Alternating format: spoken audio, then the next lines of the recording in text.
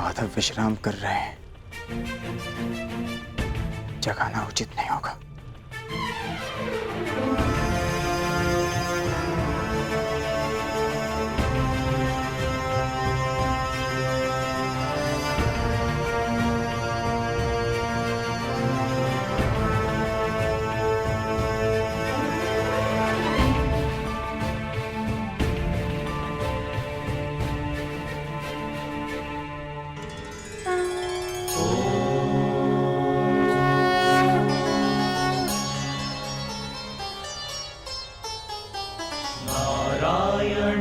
नमस्कृत्य नरं चैव नरोत्तमम्। अरे अर्जुन, एक वर्ष किन्नर क्या रहे तुम तो क्षत्रियों के लक्षण ही भूल गए। केवल समर्थन पाने के लिए तुम क्षत्रिय कुल का अपमान कर रहे हो। तुम तो धरा पर बैठ गए ऐसे। जो इस धरा के स्वामी हैं,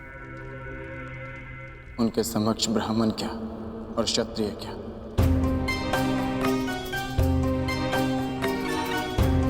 ना मैं इस समय क्षत्रिय हूं और ना ही मेरे मन में समर्थन का लोभ। मैं तो केवल इस समय एक भक्त हूं जो अपने आराध्य के चरणों में बैठा है।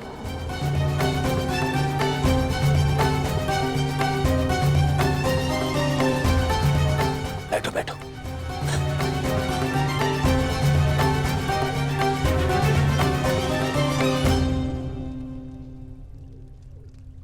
माधव,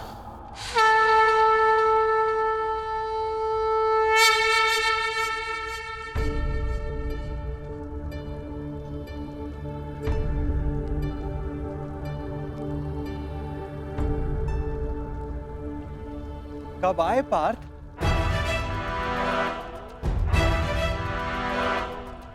मुझे तो तुम्हारे आने का भान ही नहीं हुआ। आप विश्राम कर रहे थे माधव, इसलिए जगाना उचित नहीं समझा। और तुम नीचे क्यों बैठे हो? इधर आओ, मेरे समीप आकर बैठो। माधव, मैं यहाँ आपका युद्ध के लिए समर्थ। अरे ठहरो, यहाँ पे पहले मैं आया तो समर्थन मांगने का अधिकार मेरा है। अरे दुर्योधन, तुम भी यहाँ हो? आश्चर्य। आश्चर्य? आश्चर्य तो मुझे हो रहा है। मेरे आने पर तो आप उठे नहीं और अर्जुन के आते ही आपकी नींद खुल गई।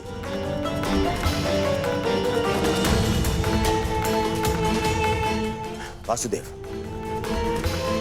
मैं यहाँ अर्जुन से पूर्व उपस्थित हुआ हूं, इसलिए समर्थन मांगने का अधिकार पहले मुझे मिलना चाहिए।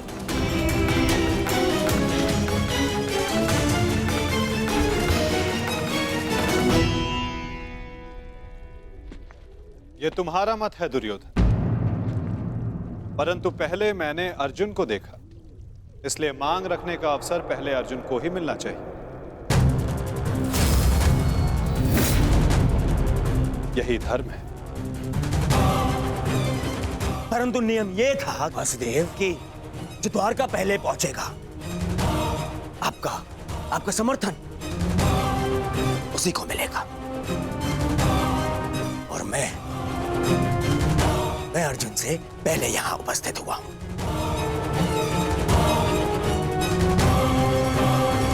कदाचित तुमने नियम ठीक से नहीं सुना था दुर्योधन। नियम यह था कि द्वारका पहुंचकर मेरे समक्ष आकर प्रथम जो समर्थन की मांग करेगा, मैं उसका साथ दूंगा। अब आप कुतर्क का सहारा ले रहे हैं वासुदेव।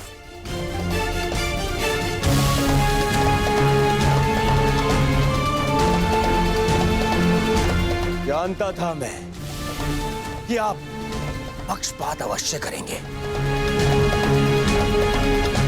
आरोप मत लगाओ माधव पर।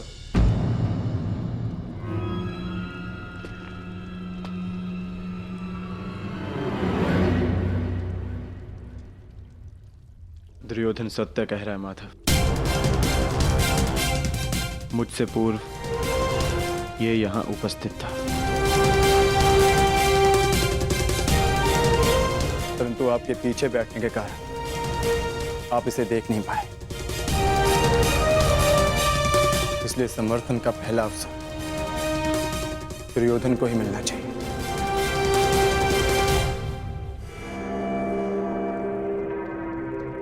कुछ समझ में आया दुर्योधन? कुछ मांगने के लिए अहंकार नहीं, विनम्रता होनी चाहिए।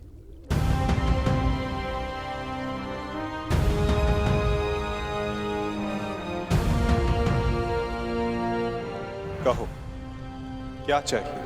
मैं चाहता हूं कि आने वाले महायुद्ध में द्वारका हम कौरवों का समर्थन करें विनम्रता से।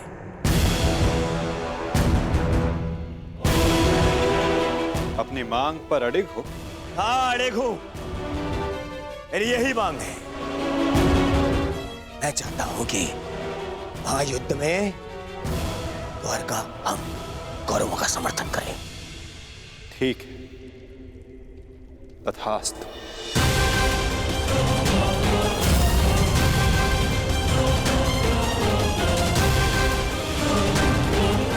परंतु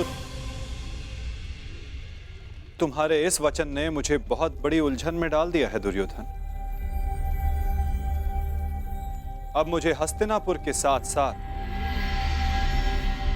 इंद्रप्रस्थ की भी सहायता करनी होगी। असंभव! यह असंभव है। ये पक्षपात है। परंतु तुमने यही तो मांगा है गांधारी नंदन। मैंने वचन बोलने से पूर्व अपने मन की तुला पर उन वचनों को तौल लेना चाहिए दुर्योधन।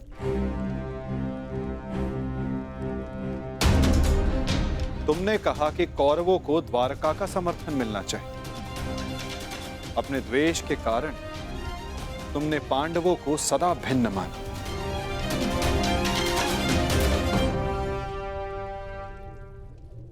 परंतु नीति अनुसार हर कुरु संतान कौरव है और पांडव भी उसी कुरु वंश के हैं जिसके लिए तुमने सहायता की मांग रखी है।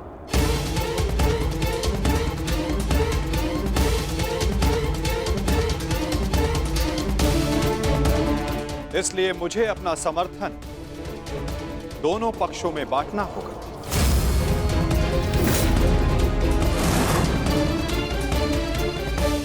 इसलिए मुझे अपना समर्थन दोनों पक्षों में बांटना होगा।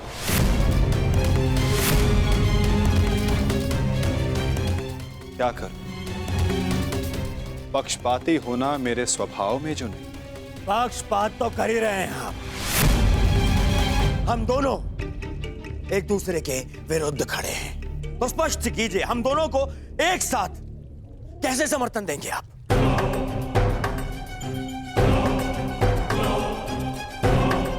ये भी आपका कोई छल है?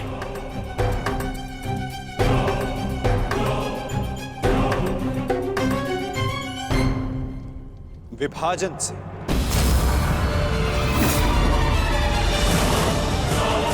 पहली बार युद्ध को टालने के लिए मैंने विभाजन का सहारा लिया था, और इस बार युद्ध में सम्मिलित होने के लिए विभाजन करूंगा। मैं द्वारिका की शक्ति को 2 भागों में विभाजित करूंगा।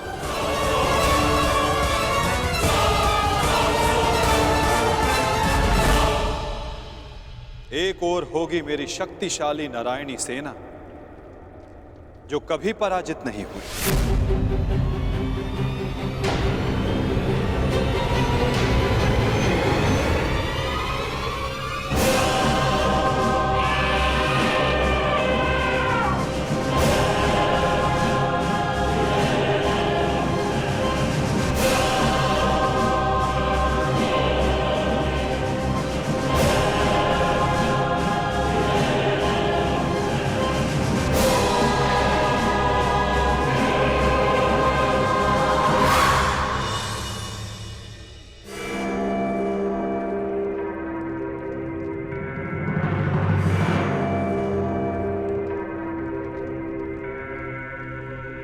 और दूसरी ओर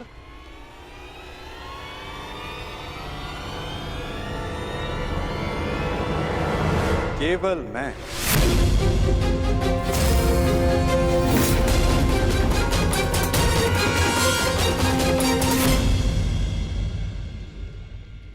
अकेला और निहत्था। मैं वचन देता हूं किसी भी परिस्थिति में मैं इस युद्ध में अस्त्र नहीं उठाऊंगा।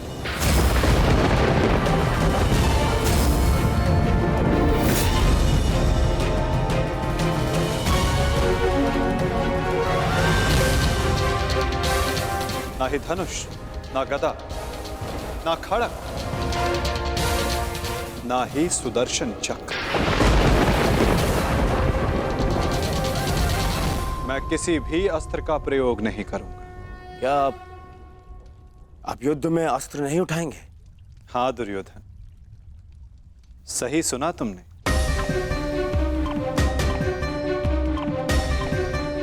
मैंने निर्णय ले लिया है कि मुझे क्या चाहिए।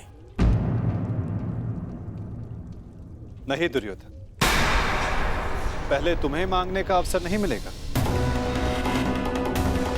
क्या? ये मांग कुरुवंश के मध्य हो रही है और अर्जुन तुम्हारा अनुज है। और धर्म कहता है कि मांगने का पहला अधिकार अनुज का होता है। कोई अनुज नहीं है, वो शत्रु है ये मेरा। और आपने ने कहा था जो आपके समक्ष पहले आएगा आपका समर्थन उसी को मिलेगा। मैंने अपना वचन निभाया दुर्योधन। तुमने कुरुवंश को समर्थन देने की मांग की और कुरुवंश के लिए मैंने अपनी शक्ति को 2 भागों में विभाजित किया।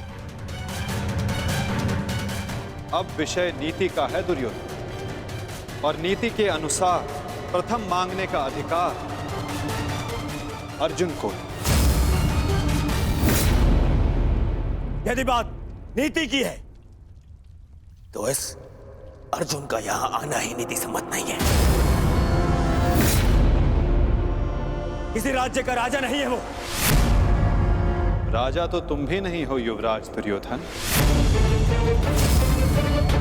परंतु मैं अपने पिता महाराज धृतराष्ट्र का प्रतिनिधित्व करता हूं। और मैं अपने ज्येष्ठ भ्राता महाराज युधिष्ठिर का प्रतिनिधित्व करता हूं। राजा है? कैसा राजा? 13 वर्ष पूर्व उनसे उनका सिंहासन छिन चुका है। और वही सिंहासन उन्हें मिले, इसलिए ये युद्ध हो रहा है। तो यदि तुमने राज्य लौटा दिया होता तो ये युद्ध कभी नहीं होता। यदि अज्ञातवास पूर्ण किया होता तो राज्य अवश्य लौटा देता। दुर्योधन!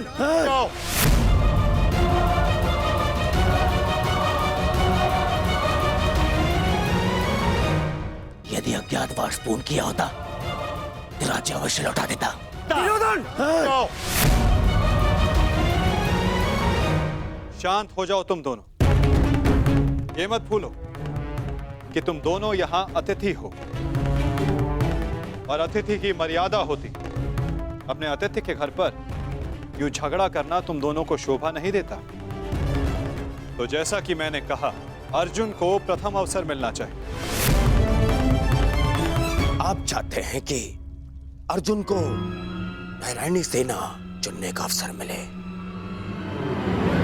मुझे क्या चाहिए इसका निर्णय तुम मत लो दुर्योधन। माधव, आप अस्त्र उठाएं या ना उठाएं, मुझे मेरे पक्ष में केवल आप चाहिए। मुझे नारायणी सेना से कोई मोह नहीं। यदि नारायण मेरे साथ है तो मेरे लिए पर्याप्त है। मुझे आपकी सेना का नहीं, आपका समर्थन चाहिए।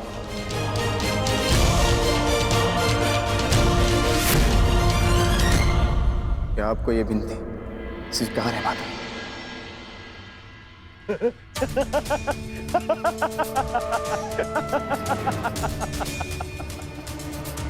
अब समझाऊंगा।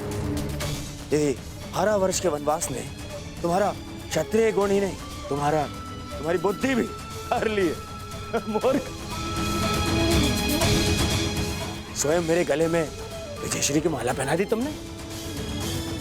तुमने तो स्वयं अपनी पराजय का मार्ग चुन लिया। इतनी विशाल, शक्तिशाली, अपराजय सेना को ठुकराकर, और तुमने चुना निहत्थे कृष्ण को, जो अब कदाचित स्वयं की रक्षा भी नहीं कर पाएगा युद्ध में। दिख रहा है मुझे कि कैसे तुम पांचों पांडवों के शवों पर अट्ठास मारकर उत्सव मना रहा हूं मैं।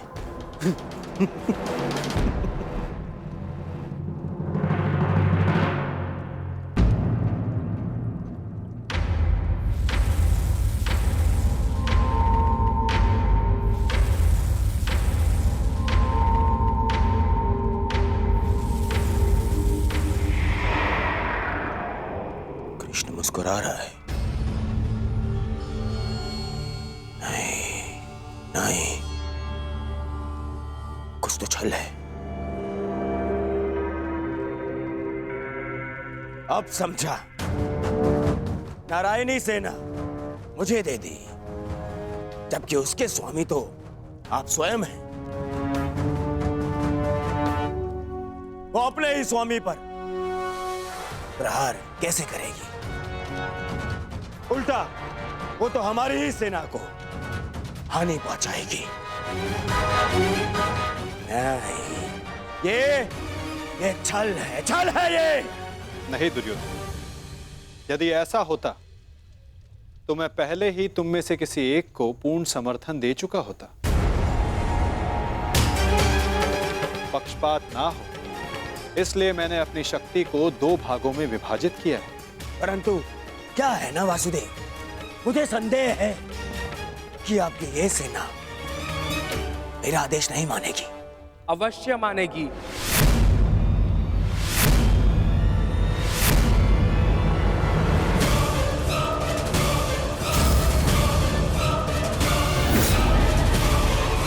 क्योंकि मैं नारायणी सेना का नेतृत्व करूंगा। वसुरश्री,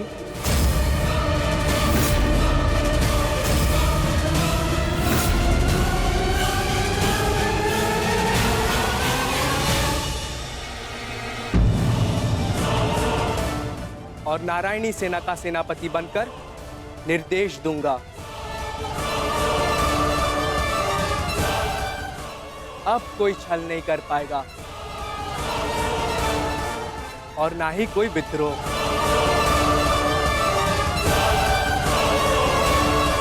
अब तो आपके मन में कोई संदेह नहीं है ना स्वसुरश्री? अब कोई संदेह नहीं।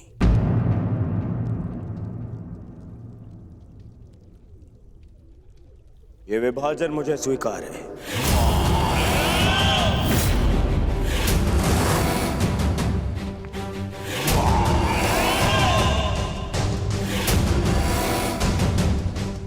हस्तिनापुर नारायणी सेना की प्रतीक्षा करेगा। अब मुझे आज्ञा दीजिए। बहुत कार्य शेष है, तैयारियां करनी है। विनम्रता से।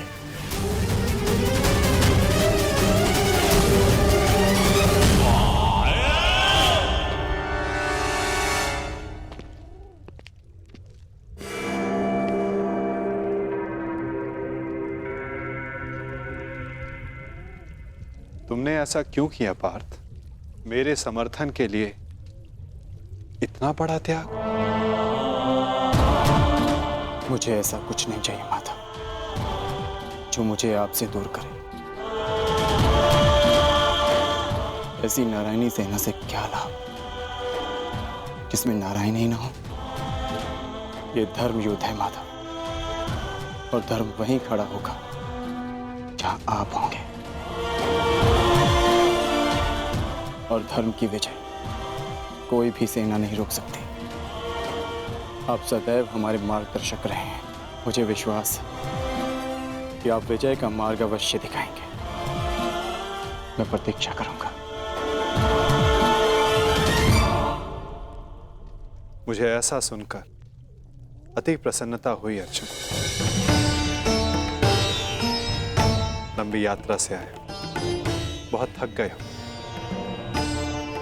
जाकर विश्राम कर लो, कुछ प्रहर बाद चले जा। प्रणिपात।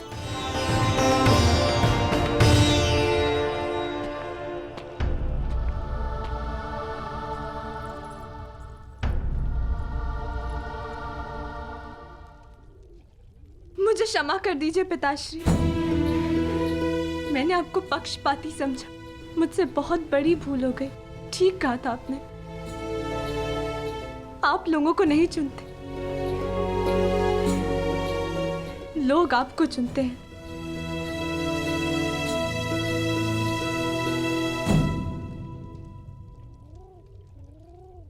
हमारा भविष्य हमारे चुनावों का ही परिणाम होता है पुत्री। जीवन में किस मोड़ पर हम क्या निर्णय चुनते हैं,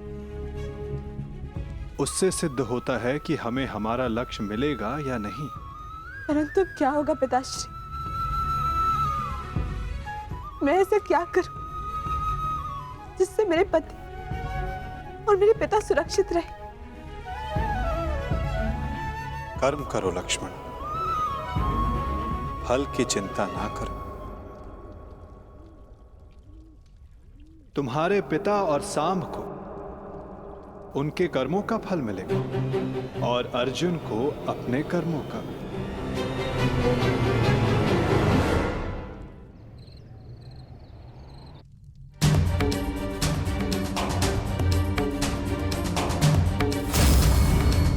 मैं भी इस युद्ध में सम्मिलित होना चाहता हूं। मैं अपना निर्णय ले चुका हूं और अपना पक्ष भी चुन चुका हूं, जिस ओर मेरा मित्र सांब होगा।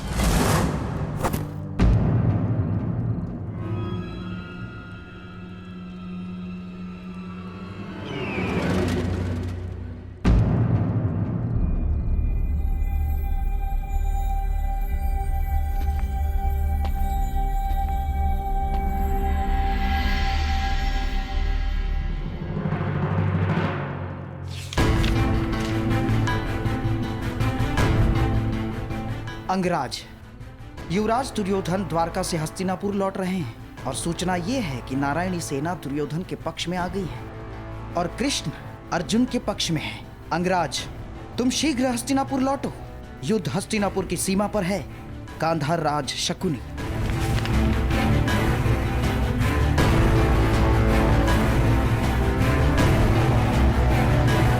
ये तुमने कैसी मूर्खता कर दी मित्र, कैसी मूर्खता कर दी तुमने।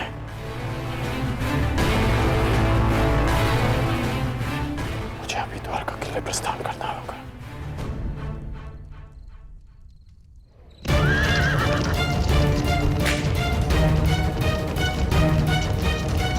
पिताश्री, ये अचानक कहां जा रहे हैं?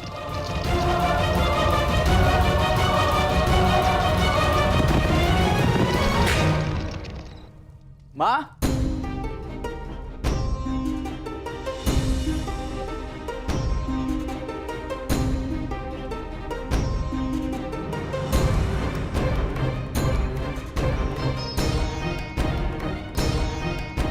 एक बार पुनः अपने कर्तव्य के लिए अपने परिवार को छोड़कर जा रहे हैं पिताश्री।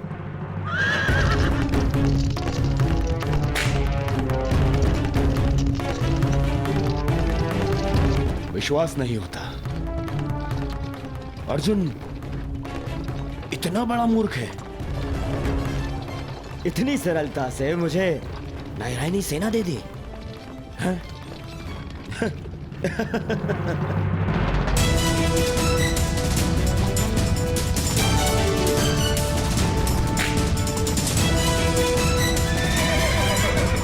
सारथी रोको। वेद,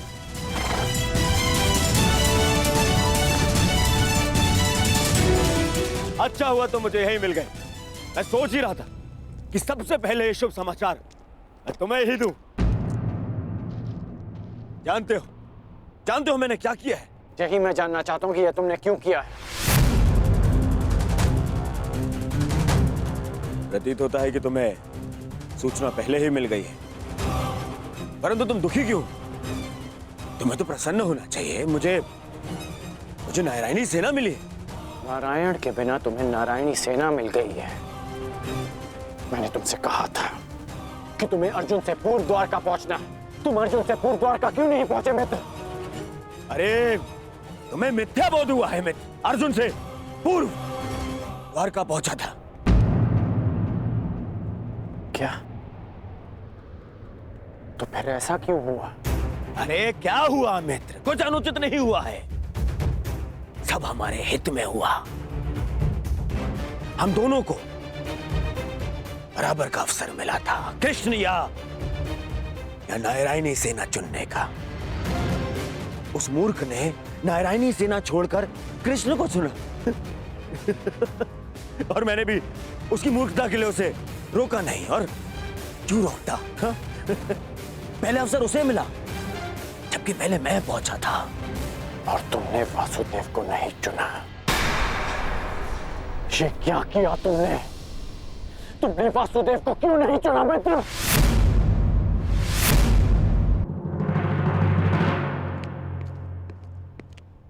उस पाखंडी कृष्णा को ये उपहार दे देना। कहना उसको कि उसके पास मेरी एक वस्तु है जो मुझे चाहिए। तुम्हें चिंता करने की कोई आवश्यकता नहीं है मित्र। अब हमारा सामना कोई नहीं कर सकता है। हमारे पास संसार की सबसे बड़ी और सबसे ताकतवर सेना है, नारायणी सेना, जो आज तक कभी पराजित नहीं हुई। और तुम्हें लगता है कि मैंने कृष्ण को ना चुनकर कुछ अनुचित किया है? वो कृष्ण जो इस युद्ध में शस्त्र भी नहीं उठाएगा। मित्र, तुम जानते हो कि नारायणी सेना आज तक अपराजित क्यों रही है? वो अपराजित रही है केवल वासुदेव के कारण। और आज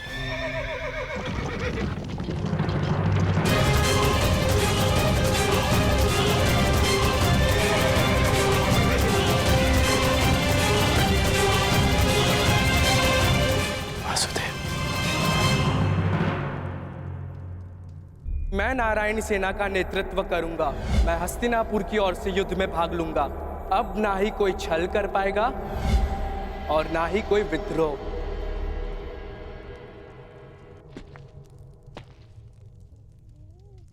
प्रणिपात माता। पार्थ, क्या हुआ पार्थ?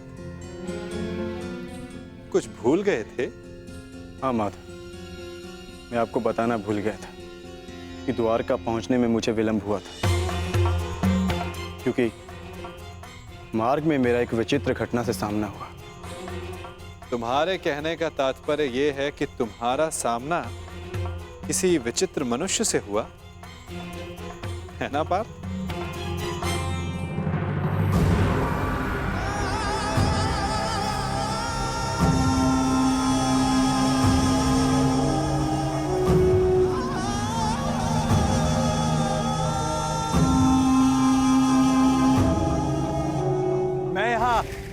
तुम्हारा ही तो कार्य करने आया था युवराज दुर्योधन। मैं वासुदेव, पौंड्रक वासुदेव। पौंड्रक वासुदेव, यही नाम बताया ना उसने?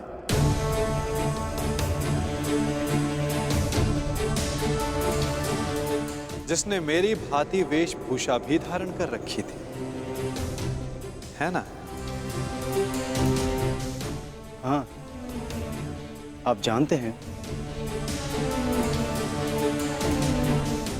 मैं भी कैसा प्रश्न पूछ रहा हूं, भला आपसे क्या छिपा है? परंतु मेरी समझ में यह नहीं आता कि वो पाखंडी आपके रूप में प्रस्तुत होकर सबको भ्रमित कर रहा है और आप शांति की आशा में कभी कभी शांत बैठना भी पड़ता है पार्थ।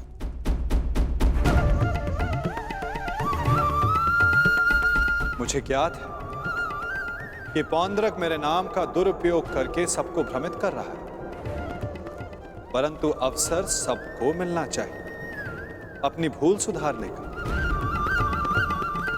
वही अवसर जो मैं सबको देता हूं, वही अवसर जो मैंने शिशुपाल को दिया था, वही अवसर जो मैंने कंस मामा को भी दिया था।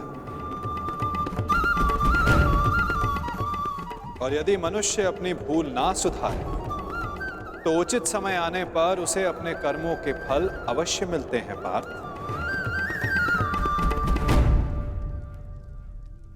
अब तुम मुझे पौंद्रक का संदेश सौंप सकते हो पार्थ।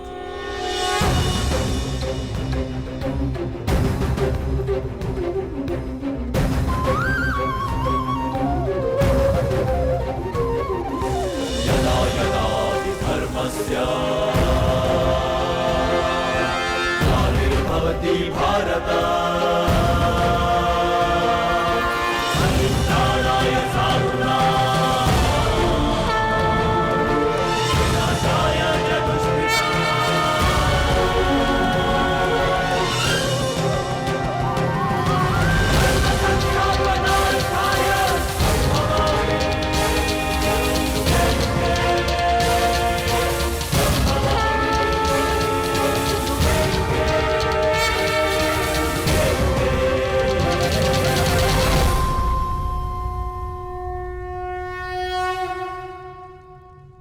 ये क्या था माधव? पौंद्रक का संदेश पार्थ। संदेश? हाँ पार्थ, ये संदेश कि जो भी मेरे दर्शाए मार्ग पर चलेगा पौंद्रक उसका नाश कर देगा।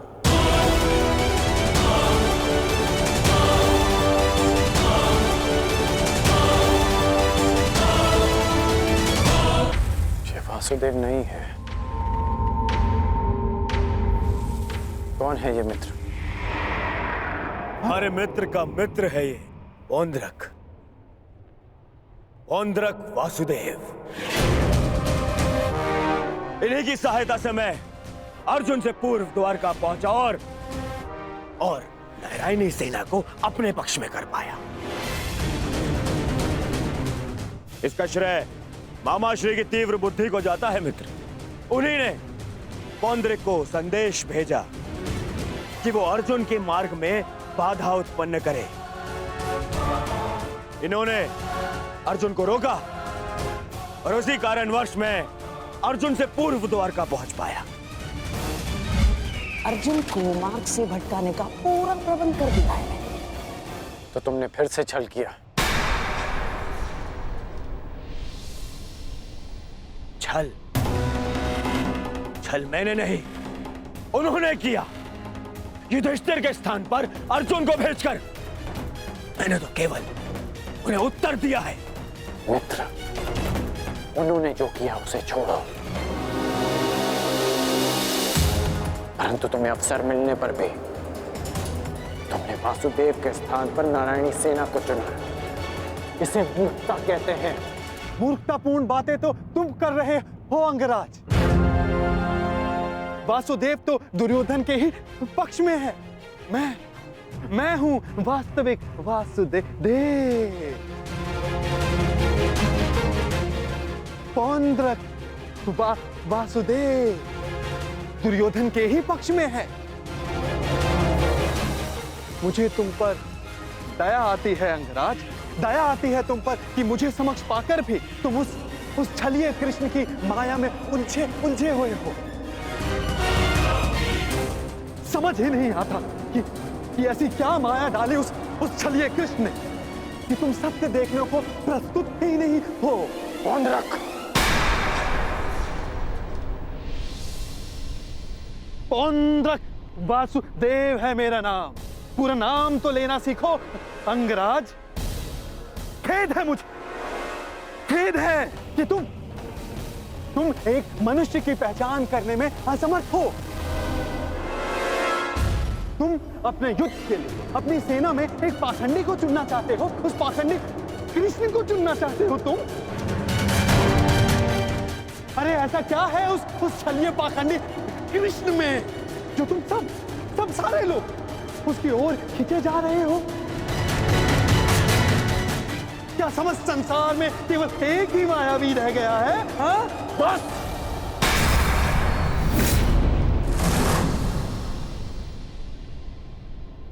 बस तुम करो मित्र, बस। मुझे कृष्ण की वो विशाल सेना चाहिए थी जो मुझे मिल गई। वैसे भी वो निहत्था निशस्त्र कृष्ण मेरे किस काम का है? हाँ? सत्य कहा दुर्योधन, सत्य कहा। वो छलिया कृष्ण किसी काम का नहीं। देखना, तुम ही जीतोगे ये युद्ध, क्योंकि तुम्हारे पास केवल नारायणी सेना नहीं, स्वयं वास्तविक नारायण, वास्तविक वासुदेव, पौंड्र का वासुदेव, वो कृष्ण तो मेरा रूप रखकर सबको भ्रमित करता रहता है। बैरूपिया मात्र है वो तो। उस कृष्ण का तो इस संसार में अब एक और शब्द वासुदेव के विरुद्ध मत कहना।